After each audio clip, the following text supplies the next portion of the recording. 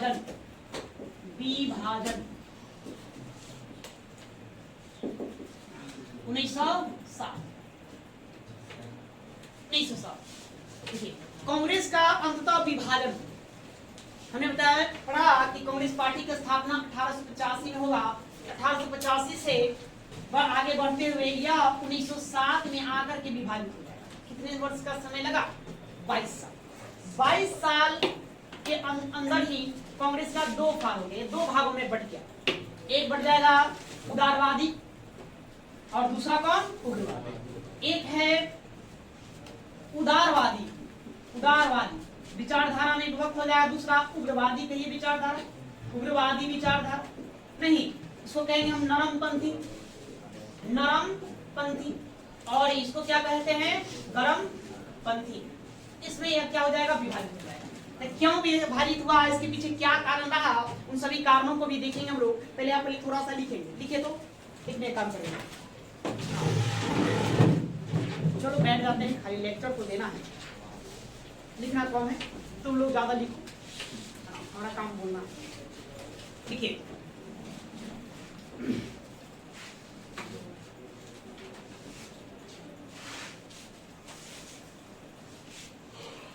1905 से 1907 के मध्य, 1905 से 1907 के मध्य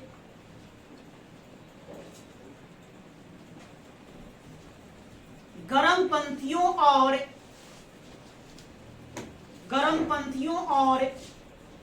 नरमपंथियों के पारस्परिक संघर्ष से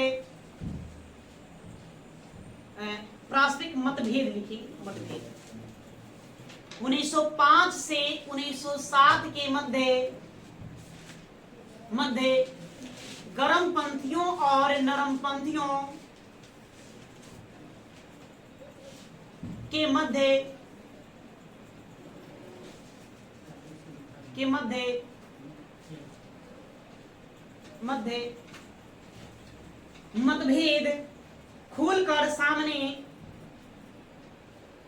मतभेद खुलकर सामने आ गए,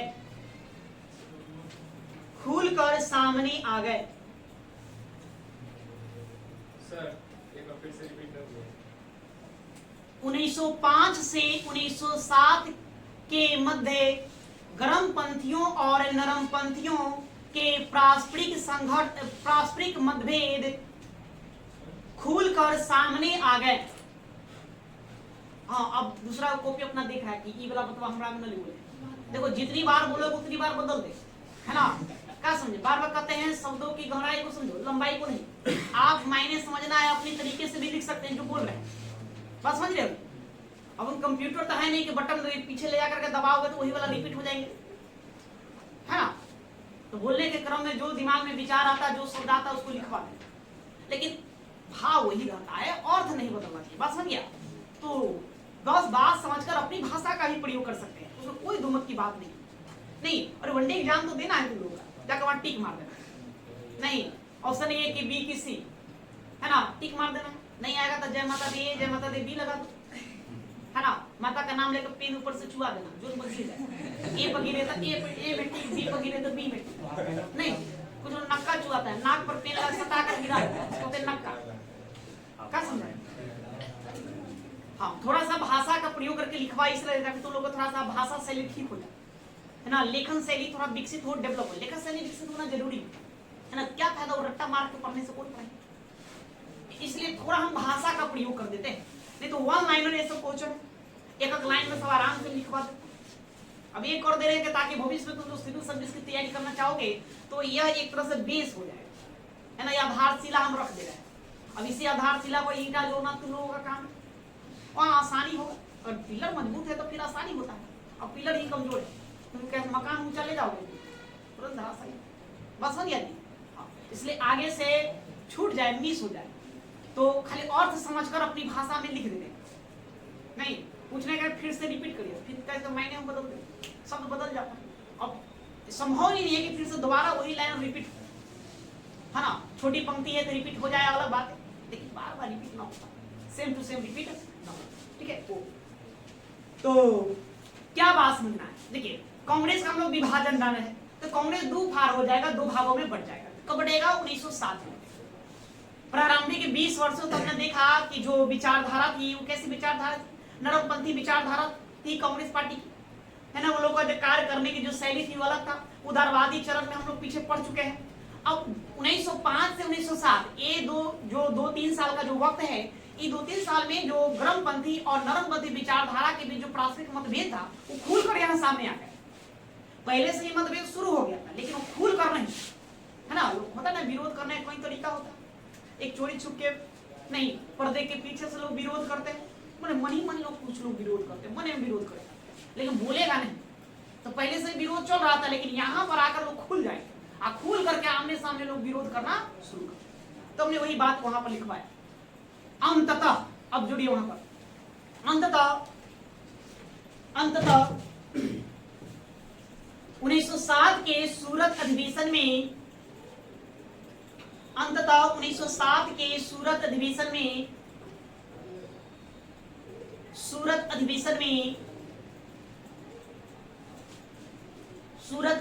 में कांग्रेस दो भागों में विभक्त हो गया। कांग्रेस दो भागों में विभक्त हो गया।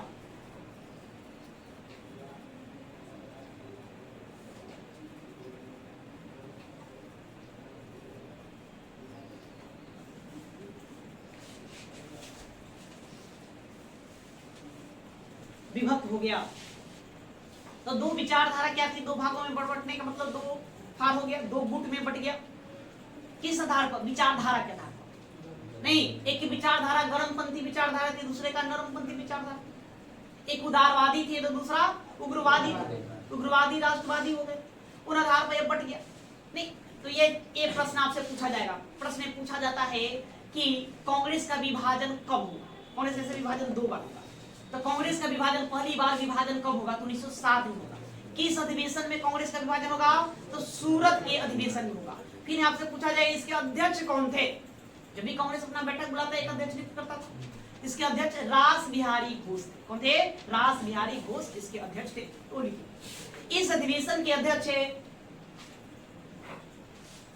इस अधिवेशन के अध्यक्ष है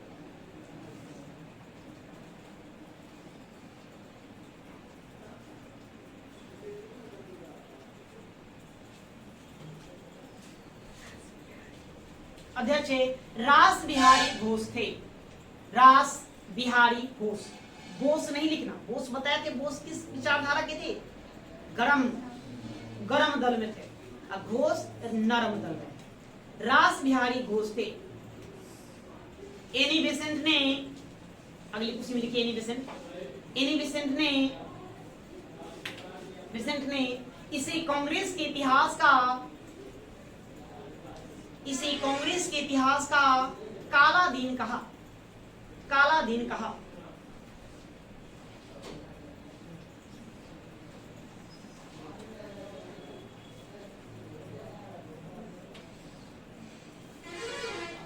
काला दिन कहा। ठीक है, तो बस एक कांग्रेस यहाँ दो फाट हो गया। यहाँ से प्रश्न जो बनते हैं समझ में आ गया। कांग्रेस का पहला विभाजन 1907 में, किस अधिवेशन में? तो सूरत अधिवेशन में। इसके अध्यक्ष कौन थे? तो रास बिहारी घोष थे। ये प्रश्न आपसे यहाँ से बनेंगे 3-4 प्रश्न। अब इस विभाजन को कांग्रेस इतिहास का काला अध्याय या काला दिन किसने कहा? एनी बेसेंट ने कहा। एक बात आपको ये ध्यान में रखना है। अब ये थोड़ा कारण जान लेते क्यों आखिर दो भागों में बट गया। कारण तो ऐसे आप लोग के दिमाग में अब बात समझ में आ गया होगा क्यों आखिर दो भागों में बटा। और भी कारण थोड़ा जान लेंगे तो लिखो कारण। कारण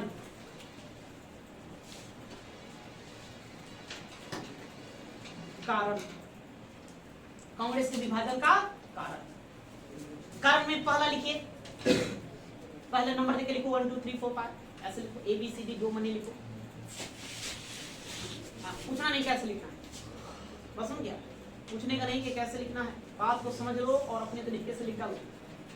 नहीं फिर बच्चा पूछता है नंबर दे, 1 दे, 2 दे, 3 दे, ABCD लिख दे, है ना। अरे जो लिखना है लिखो ना, कखा माने कखा लिखो। ठीक है, बहुत खाली समझो, उसको दिमाग में लोड और कुछ नहीं। तो पहले लिखिए, लिखिए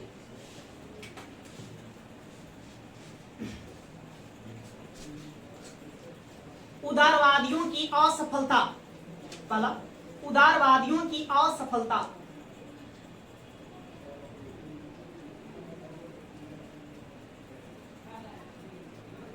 असफलता हमें दिया 1885 में कांग्रेस की स्थापना को लेकर के हम कहां तक आ जाएंगे, 1905 तक आ जाएंगे। तो कांग्रेस अब तक क्या असफल ही रहा, कुछ महीनों को छोड़कर, कुछ एक दो महीनों में वो सफल रहा, लेकिन ज्यादातर उसके हाथ क्या लगी, असफलता रही। ब्रिटिश सरकार उसकी बातों की एकदम नहीं मान रही, उसे बिल्कुल मुखर होती जा रही। तो ये एक कारण बनेगा। दूसरा नेक्स्ट देखिए, प्रिंस ऑफ वेल्स,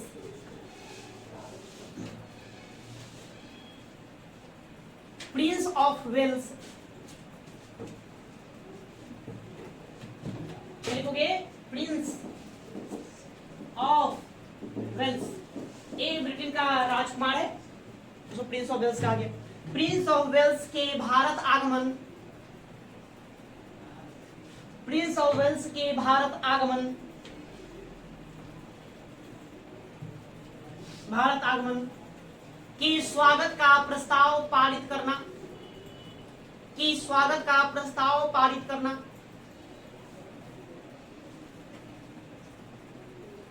की प्रस्ताव पारित करना।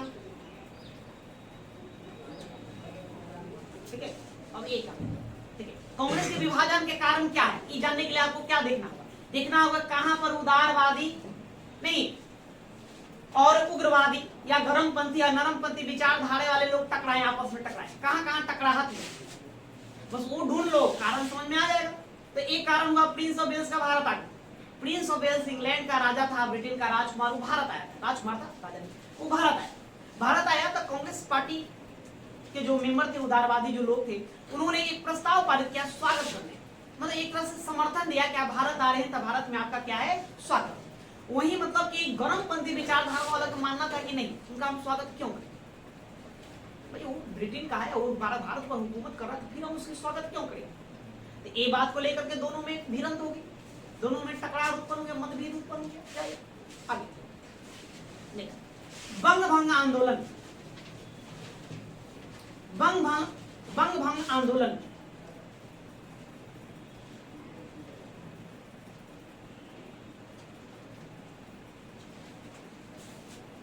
ये भी कारण बनेगा। इसमें क्या हुआ, उदारवादियों का मानना था कि जो बंग भंग आंदोलन जो हो रहा है, जो स्वदेशी आंदोलन भी कहलाया, यह बंगाल तक ही रहे, इसका हम कहां करेंगे, बंगाल में करेंगे नहीं, जबकि मतलब कि गर्मपंथियों का मानना था कि नहीं, इस आंदोलन को हम पूरे भारत में, संपूर्ण भारत में क्या कर दें, प्रसारित करें, इसका पूरे भारत में प्रचार प्रसार, इसको लेकर के दोनों में मतभेद उत्पन्न हुए। नेक्स्ट 1906 में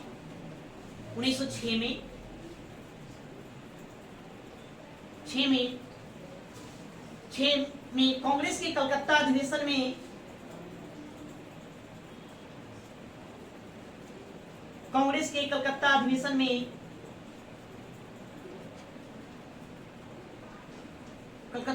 में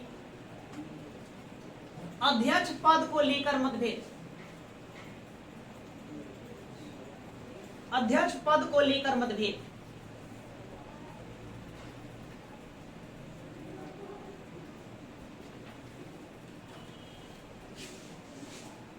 ठीक है।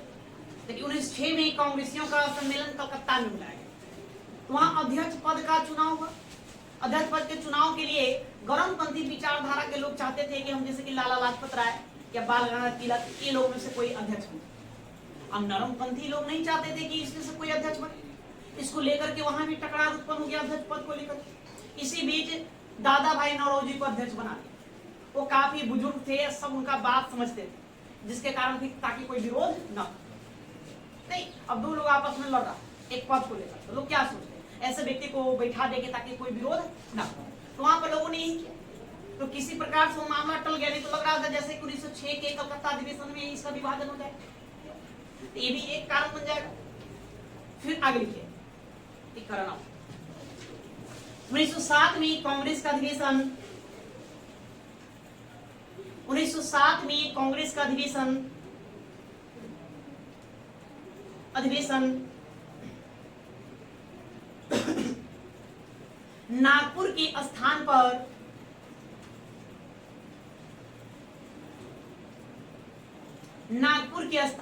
पर सूरत में आयोजित किया जाना। सूरत में आयोजित किया जाना।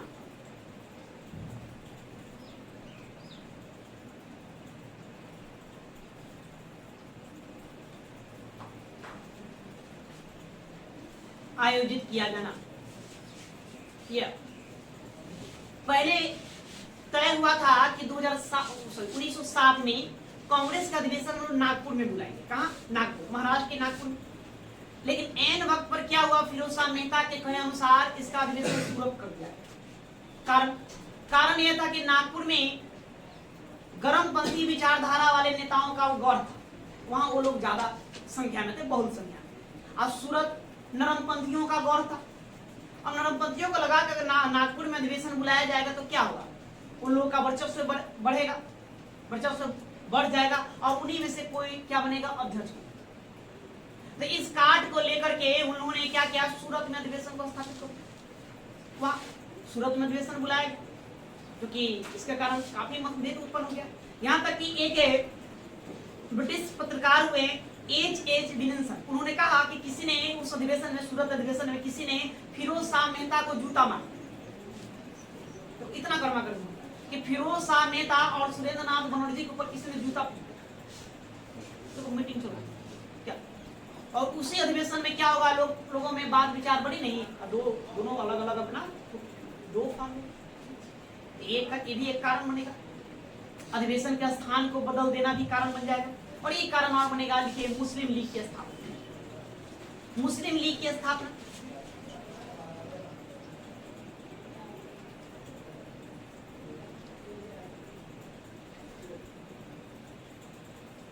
मुस्लिम लीग की स्थापना कब होगा, 1906 में। संस्थापक में किनका नाम लोगे पहले, कल बताए, सलीमुल्लाह खां, दूसरा आगा खां, तृतीय वकारुल मुल्क। तब लेना सलीमुल्लाह खां पहले, उसके बाद आगा खां। अगर दोनों ऑप्शन में आप बौद्ध है तो बौद्ध लगाएंगे, अगर दोनों ऑप्शन में तो पहला टिक किस पर लगाएंगे, सलीमुल्लाह खां पर। तो मुस्लिम लीग की स्थापना कांग्रेस के विभाजन का कारण क्या बना। अब गर्मपंथियों का ने आरोप लगाया कि आप हिंदू मुस्लिम एकता बनाने में असफल हैं। यही कारण है कि देखो, मुसलमानों ने अपना एक अलग से प्रतिनिधि मंडल बना लिया, अपना अलग से एक पार्टी बना ली। आप एकता स्थापित करने में, इसका मतलब कि विफल रहे, असफल रहे। ये भी एक आरोप लगाया गया। तीनों सम्मतभेदों के कारण कांग्रेस का क्या हो जाएगा, विभाजन। अब कांग्रेस एक होगा, कब एक होगा, 1916 में एक होगा, जिसको हम लखनऊ पैक्ट के नाम से पढ़ेंगे बाद में। कांग्रेस के यहाँ विभाजन हो जाएगा। अब विभाजन के बाद क्या क्या चलेगा उसको हम बोलेंगे। अब इसके बाद क्या पढ़ा जाए, दिल्ली दरबार का आयोजन।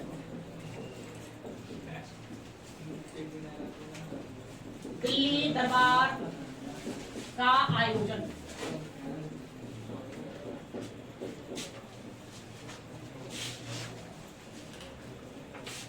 दरबार एक सम्मेलन है, एक सभा है जो 3 बार आयोजित किया जाए। कितनी बार?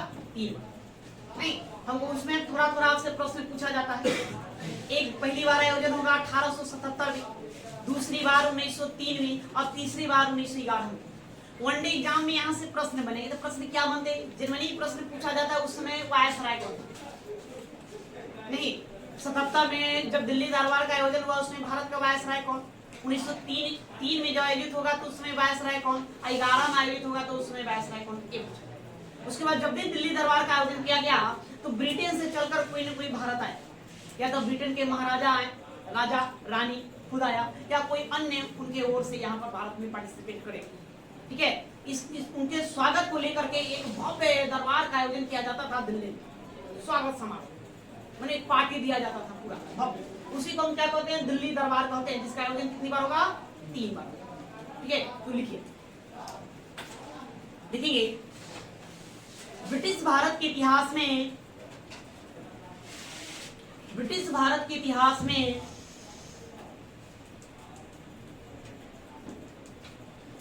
में दिल्ली दरबार का आयोजन दिल्ली दरबार का आयोजन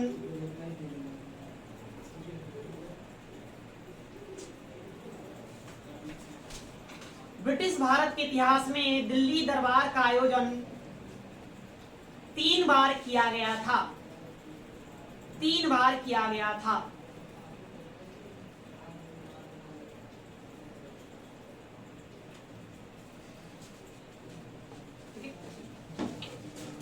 तो पहला लिखेंगे दिल्ली दरबार।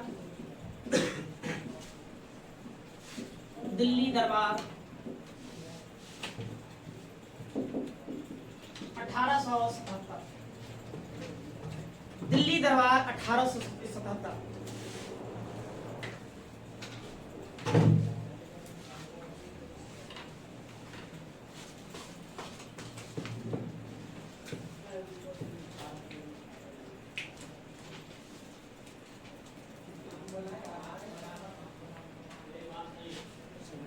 ठीक है, सुनो ये क्या होगा। देखिए, यह दिल्ली दरबार 1 जनवरी 1877 को आयोजित होगा। कहाँ आयोजित होगा? दिल्ली में होगा, इसलिए इसको दिल्ली दरबार कहेंगे। इस समय भारत का वायसराय लॉर्ड लिटन और ब्रिटेन की महारानी विक्टोरिया भारत आई। महारानी विक्टोरिया को भारत की सामग्री घोषित किया जाएगा और उन्हें कैसर ए हिंद का उपाधि दी। ये एक काम यहाँ पर क्या घोषित किया गया? सम्राज्ञी मतलब कि भारत की महारानी, और कैसर ए हिंद का क्या दिया जाएगा? उपाधि प्रदान किया। लिखिए तो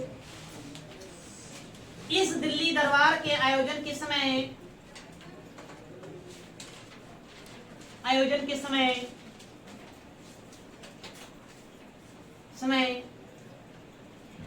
भारत का वायसराय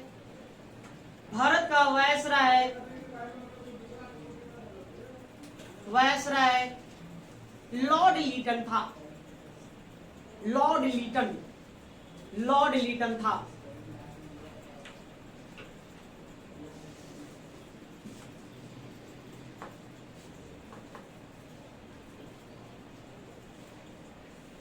लिटन था। इसी आयोजन में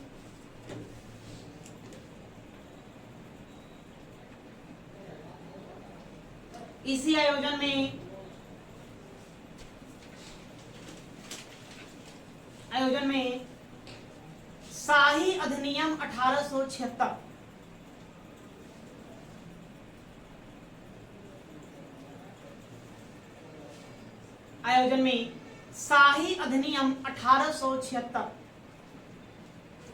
के तहत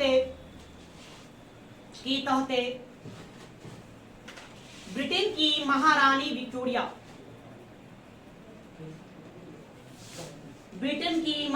विक्टोरिया को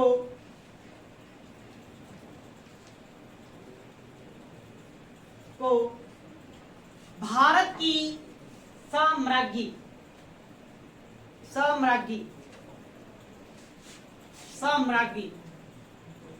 घोषित किया गया।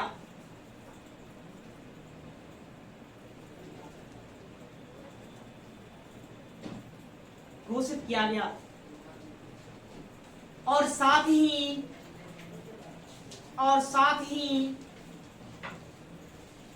कैसर ए हिंद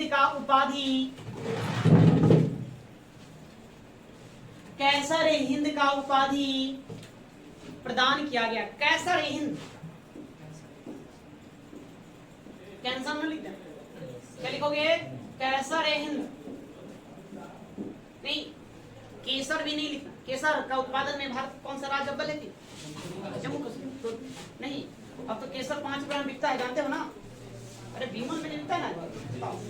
हमारे फिल्म स्टार लोग प्रचार करते हैं, बीमल दाने दाने में केसर का 5 रुपए में बिकता है।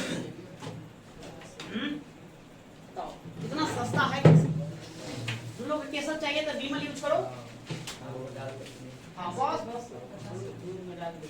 है ना, दूध में भी डाल सकते हो उसको, बीमल को।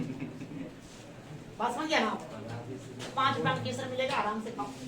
तो कैसर है, यहाँ देखिए, अब यहाँ देखिए, कैसर ए हिंद का उपाधि दिया गया। एक कैसर हिंद का उपाधि बाद में महात्मा गांधी जी को दिया जाएगा। नहीं, कैसर हिंद का उपाधि दिया गया, साथ में भारत की सामग्री घोषित किया गया। इसमें भारत में भीषण अकाल, भारत अकाल की चपेट में था और इस दिल्ली दरबार के आयोजन में बेशुमार धन खर्च किया गया, जिसके कारण जो राष्ट्रवादी नेता थे भारत के, उन्होंने इस दिल्ली दरबार के आयोजन का क्या किया, विरोध किया। वो विरोध करेंगे, कर ही क्या सकते हैं विरोध के साथ, बस विरोध करेंगे। देखो, माने विक्टोरिया आई थी तो अपना स्पीच भी दी, अपना स्पीच भी दी, भाषण भी दी। इनके कुछ स्पीच का भाषण का अंश आज भी आप जाएंगे तो विक्टोरिया मेमोरियल हॉल कलकत्ता जो बना हुआ है उसके दीवारों पर अंकित है, लिखा गया है। ठीक है, क्या लिखेंगे? कैसर हिंद का उपाधि दिया गया या प्रदान किया गया? हाँ, दिया गया।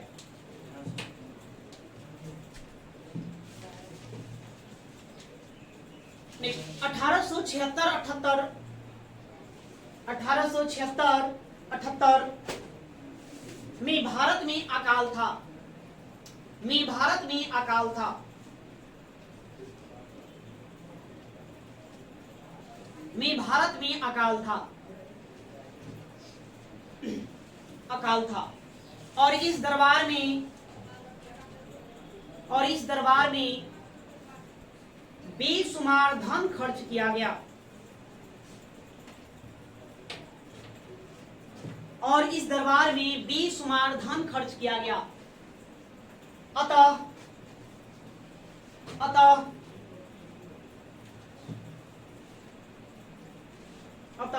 राष्ट्रवादी नेताओं ने इसका विरोध किया।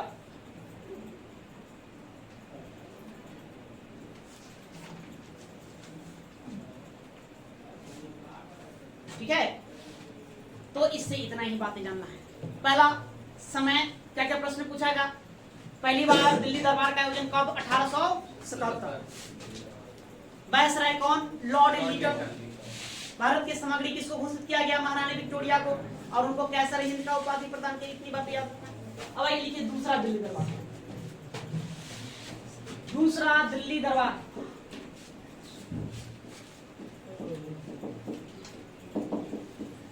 1903।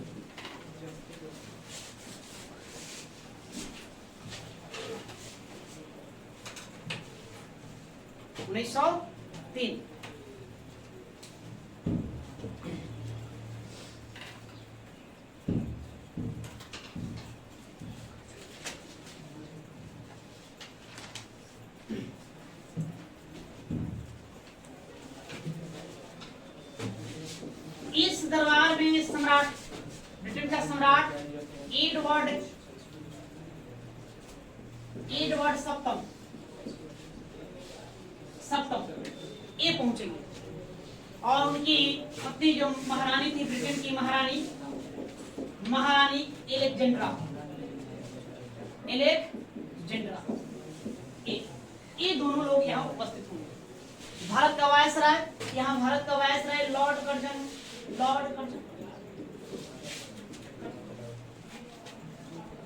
ठीक है, ये लॉर्ड कर्जन। तो बस आपको यही याद करना है, इसका ज्यादा विशेष नहीं जानना है, कुछ विशेष काम नहीं होगा। देखिए, इस समय भारत का वायसराय लॉर्ड कर्जन था,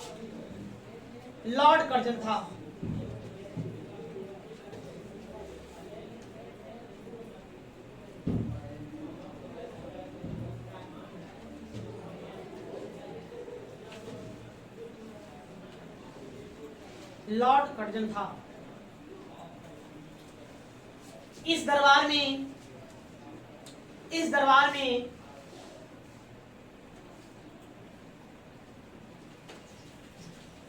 ब्रिटेन के सम्राट एडवर्ड सप्तम को,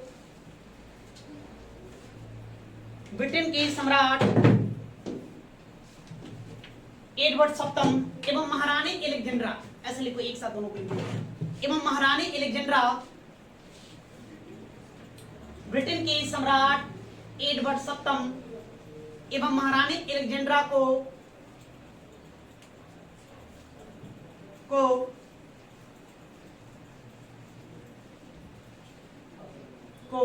भारत का सम्राट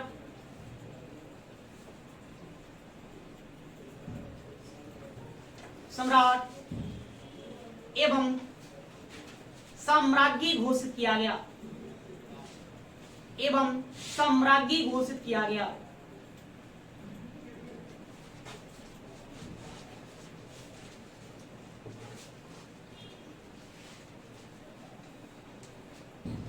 लॉर्ड कर्जन ने बहुत अधिक धन खर्च किया था।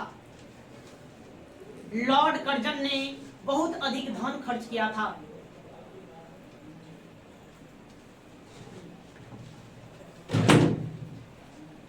धन खर्च किया था।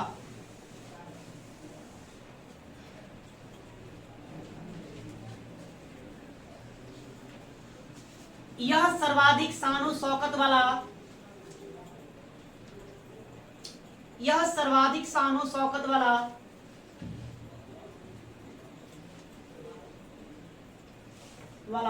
दरबार था।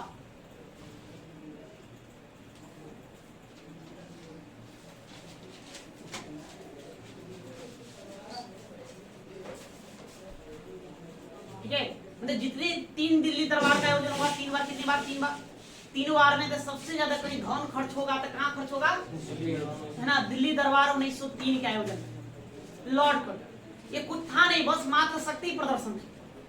7 दिनों तक यह प्रोग्राम चलेगा। इसको लेकर के लॉर्ड कर्जन काफी अधिक धन खर्च किया। इसने एक अस्थायी रूप से शहर बना दिया। शहर, उस शहर में रेल, अस्पताल, बिजली, पानी, डाक, सब चीज का व्यवस्था किया। अस्थायी, टेम्पोररी। 7 दिन बाद सब उखड़ गया। तो सोचो कितना खर्च हुआ। जहां एक तरफ किसानों की स्थिति इतनी दयनीय थी कि उनके शरीर के हड्डियां गिना जा सकता था। शरीर में कितना हड्डी है ना, मतलब मांस का लोथड़ा था, सब मांस हड्डी में चिपक चुका, वही स्थिति में था। वहीं पर ब्रिटिश सरकार इन दिल्ली दरबार में धन को पानी की तरह बहा रहा था। ये स्थिति था, ये आलम था इस दिल्ली दरबार में। इसका कोई मतलब था नहीं, फिर भी इन लोगों ने इसका आयोजन किया। लिखो, लिखिए, इसमें एक अस्थायी नगर बसाया गया। इसमें एक अस्थायी नगर बसाया गया।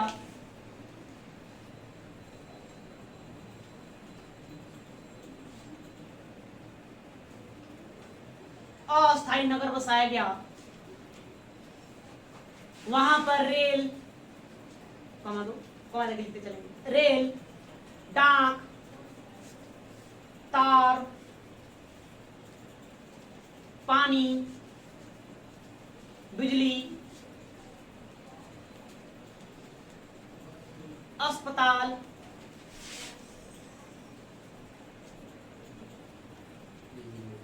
बिजली, पानी, अस्पताल इत्यादि बनाया गया। इत्यादि बनाया गया, सब टेम्पोररी अस्थायी रूप से बनाया गया। यह महोत्सव, यह महोत्सव, महोत्सव 1 सप्ताह तक चला। 1 सप्ताह तक चला, तक चला।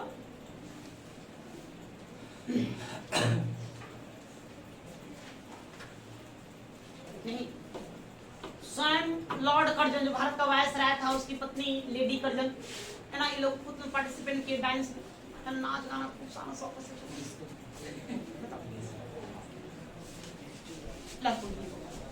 यह मात्र शक्ति प्रदर्शन था। यह मात्र शक्ति प्रदर्शन था।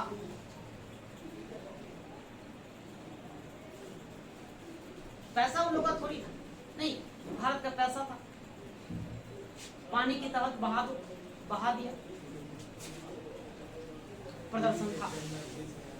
अब लिखिए दिल्ली दरबार 1911। अगला, दिल्ली दरबार 1911।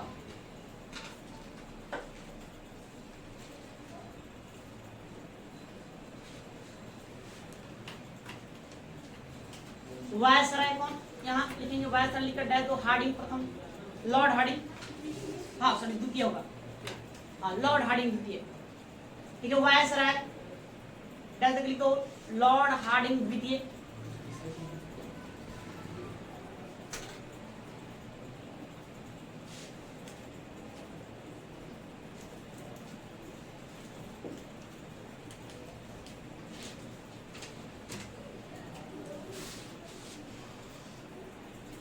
इस दिल्ली दरबार में ब्रिटेन का जो राजा भारत है उसका नाम जॉर्ज पंचम, क्या नाम हुआ?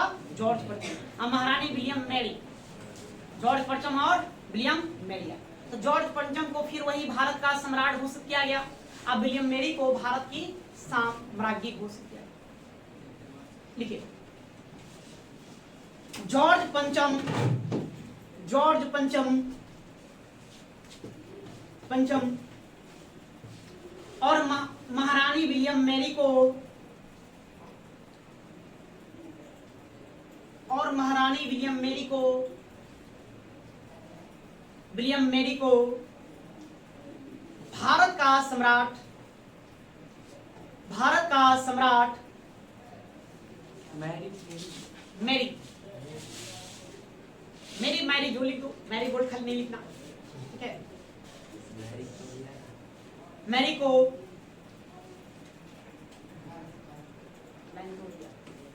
भारत का सम्राट, भारत का सम्राट एवं सम्राज्ञी घोषित किया गया, सम्राज्ञी घोषित किया गया।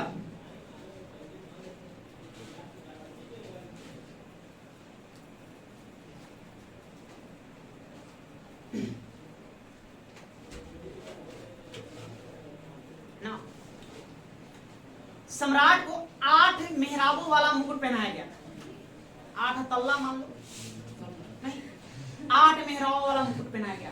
और रानी के लिए पटियाला की राजकुमारी की ओर से भेंट भेजा गया, भेंट स्वरूप भेजा गया। देखिए सम्राट को एक 8 मेहराब वाला, 8 मेहराब वाला, मेहराब वाला मुकुट पहनाया गया।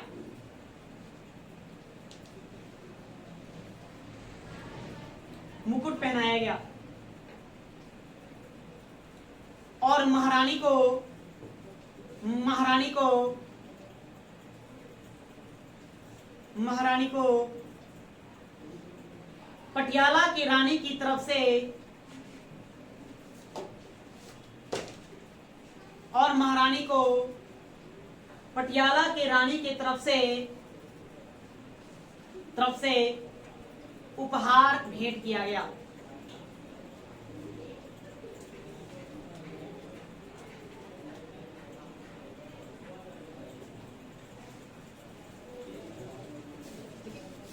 ये दिल्ली दरबार था।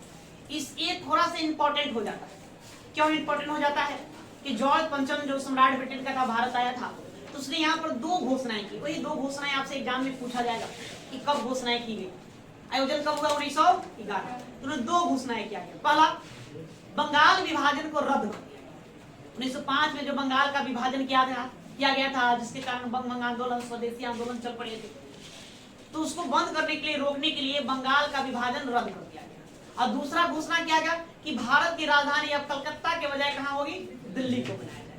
तो इसी में एक घोषणा कर दिया जाएगा, क्योंकि भारत की राजधानी कलकत्ता से दिल्ली स्थानांतरित होगा 1912 में। लेकिन घोषणा कब किया गया? 1911 में। तो प्रश्न को ध्यान से देखना, क्या पूछ रहा है?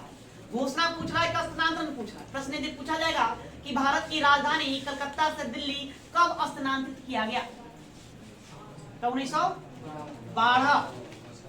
भारत की राजधानी कलकत्ता से दिल्ली कब घोषित किया गया? तब 1911। ध्यान रखना है। तो लिखो निर्णय, थोड़ा लिखे तो क्या लिखेंगे? निर्णय। निर्णय, निर्णय, निर्णय कौन लेगा? जॉर्ज पंचम। पहला लिखो, बंगाल का विभाजन, बंगाल का विभाजन रद्द कर दिया गया। बंगाल का विभाजन रद्द कर दिया गया, रद्द कर दिया गया।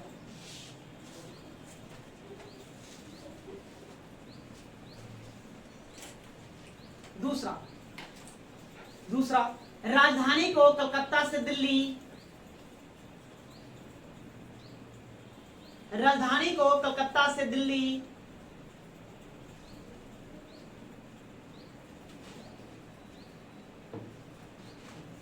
दिल्ली स्थानांतरित करने की घोषणा की गई।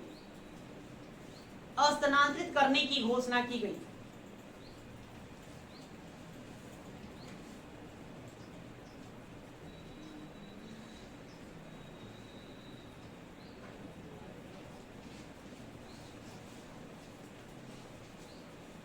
ठीक है, अब देखो, अब यहीं पर अभी देख रहे हैं आप क्या सुनते हो, नई दिल्ली या पुराने दिल्ली, दो बातें सुनने को मिलता है। तब नई दिल्ली का कॉन्सेप्ट यहीं से निकल कर आएगा। जब ये कहा गया कि भारत की राजधानी कलकत्ता से कहां जाएगी, दिल्ली जाएगी, तो ऑलरेडी वो दिल्ली तो बसा हुआ है। जब राजधानी आप वहां ले जाएंगे तो आपको नए नए इंफ्रास्ट्रक्चर की जरूरत पड़ेगी, नई इमारतों की आवश्यकता पड़ेगी, आपको कार्यालय बनाना होगा, प्रशासनिक कार्यालय। वायसराय साहब कहाँ बैठे, उनके लिए चाहिए भवन, नहीं विधानसभाएं विधानमंडल है तो उसके लिए भवन चाहिए, या अन्य चीजों का मुख्यालय चाहिए। तो उसको लेकर के ये बात हुआ कि एक नई दिल्ली बसा दिया जाए। दिल्ली के सटे हुए ही उत्तर में जो जगह था, थोड़ी दक्षिण में, वहीं पर वो क्या किया गया कि एक नया शहर बसाने की योजना चली, जिसको नई दिल्ली का नाम दिया गया। और इसका नींव 15 जनवरी, कब, सॉरी 15 दिसंबर 1911 को जॉर्ज पंचम के द्वारा रख दिया गया। और एडविन लुटियंस और हर्बर्ट बेकर नामक दो वास्तुकार थे ब्रिटेन के, उन दोनों को जिम्मा दिया गया कि आप ही को इस दिल्ली को क्या करना है, बसाना है। कहाँ क्या होगा, सही तरीके से सही ढंग से बसाओ।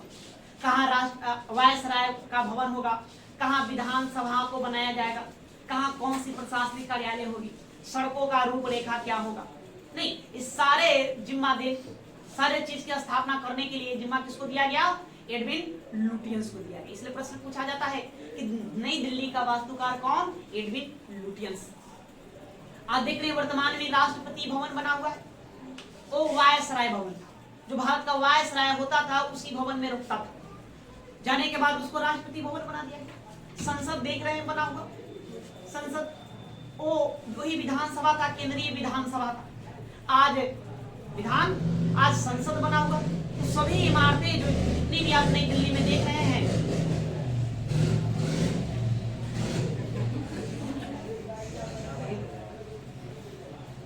काफी दिखा है नहीं, तो सभी इमारतें जो नई दिल्ली में आप देख रहे हैं बना हुआ, सब उसी समय के बने। अब इसकी यहाँ से शुरुआत हो जाएगा बनना, और 1929 में जाकर के यह तैयार हो जाएगा। नई दिल्ली कब तैयार होगा, 1929 में। इतना लंबा वक्त क्या, एक घर थोड़ी ना बनाना था, पूरा नगर बसाना था, नहीं। और इस तरीके से नगर बसाना था, सुसंयोजित तरीके से, सुव्यवस्थित ढंग से नगर को बसाना था। और 1931 में लॉर्ड इरविन, उस समय के तत्कालीन वायसराय होगा, जो उस नई दिल्ली का उद्घाटन कर देगा, है ना। तब से वो सभी इमारत चल रहा है। इसके 100 साल पूरे होने वाले हैं। इसी को लेकर देखिए वर्तमान में प्रधानमंत्री नरेंद्र मोदी जी ने क्या किया, प्रोजेक्ट विस्ता लेकर आए। प्रोजेक्ट विस्ता के तहत नई संसद भवन बनाई जा रही है, नई राष्ट्रपति निवास बनाया जा रहा है, मंत्रियों का रहने का निवास बनाया जा रहा है, सब चीज नई नई संरचना को डेवलप किया जा रहा है। नहीं किसी का, क्योंकि नियम है भारत में कि कोई इमारत हो जो 100 साल से पुराना नहीं होना चाहिए, 100 साल के बाद उसको गिरा दी जाती है, ठीक है, या फिर उसको ऐतिहासिक छोड़ दीजिए। इन सबको गिराया नहीं जाएगा, ये सब क्या रहेगा, ऐतिहासिक रहेगा। हम लोग है ना, आम जनमानस के लिए खोल दिया जाएगा, घूमने का मौका मिलेगा, सबके लिए ऐतिहासिक हो जाएगा। जब नई संसद भवन में सब कार्य जब शुरू हो जाएगा तब होगा। अभी नहीं, इन्हीं बातें को लिखना है। क्या लिखना, घोषणा कीजिएगा, लिखो। 15 दिसंबर 1911 को, 15 दिसंबर 1911 को पॉइंट बाय पॉइंट लिखो। 15 दिसंबर 1911 को जॉर्ज पंचम के द्वारा नई दिल्ली का नींव रखा गया। नई दिल्ली का नींव रखा गया।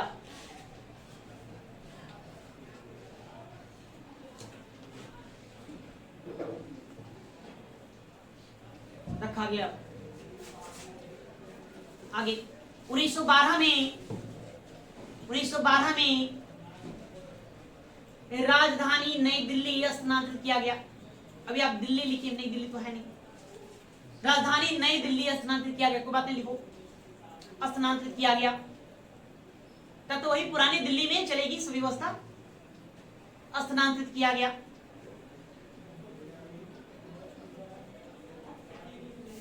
स्थानांतरित किया गया।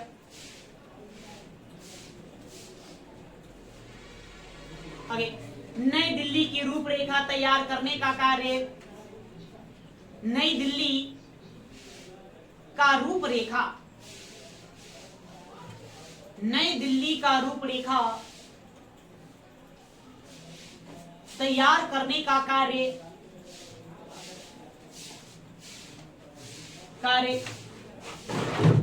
ब्रिटेन के प्रसिद्ध वास्तुकार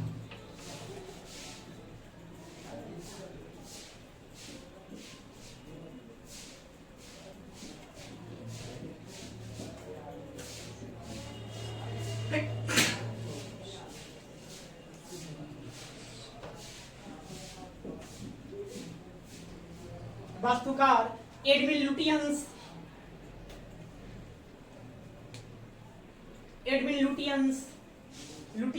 यही मुख्य वास्तुकार थे। एडविन लुटियंस और हर्बर्ट बेकर को दिया गया, हर्बर्ट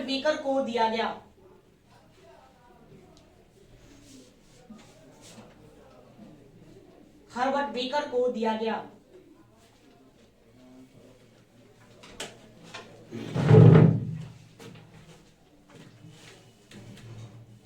1927 ईस्वी में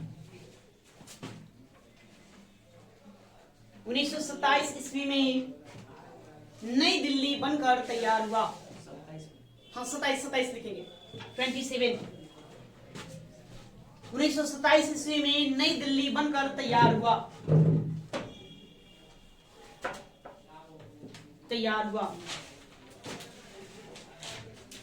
1931 ईस्वी में 1931 ईस्वी में नई दिल्ली का उद्घाटन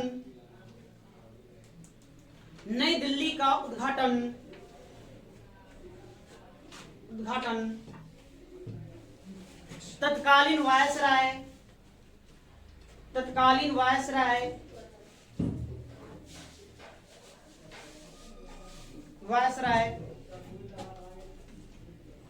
लॉर्ड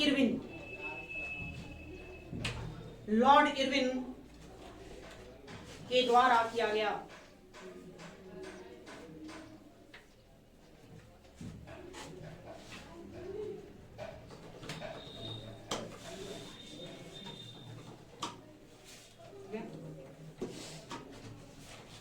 एक काम करेंगे, 2-4 लाइन और लिखिए। देखिए तो राजधानी दिल्ली बनाने का कारण, राजधानी को एक मिनट को ऐसे लिखो, दिल्ली को राजधानी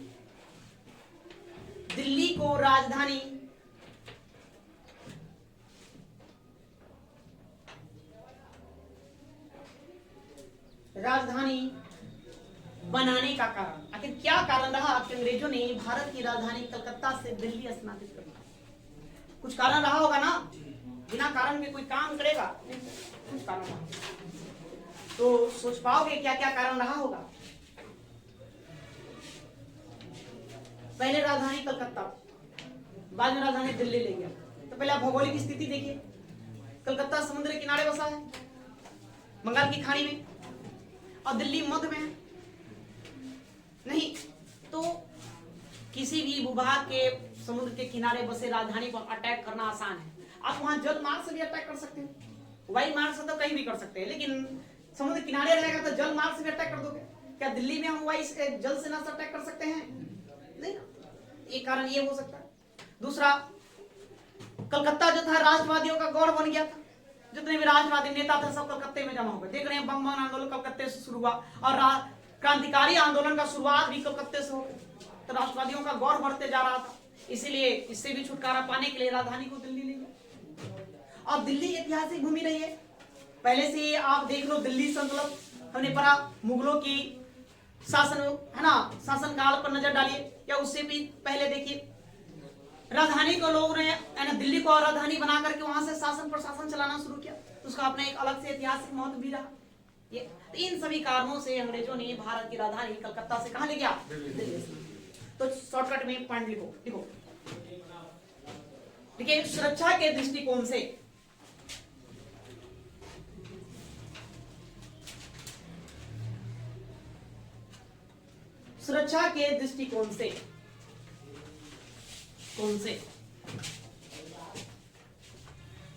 दूसरा, दिल्ली की भौगोलिक स्थिति मध्य में होना। दिल्ली की भौगोलिक स्थिति मध्य में होना।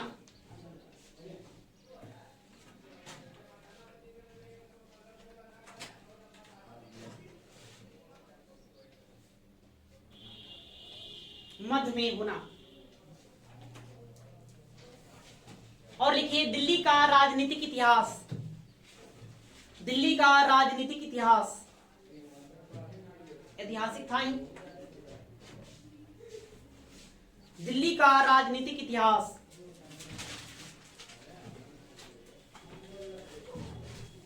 ये कौन लिखो? बंगाल आवे, बंगाल आवे, बंगाल आवे राष्ट्रवाद का गढ़ बन चुका था। बंगाल अब राष्ट्रवाद का गढ़ बन चुका था।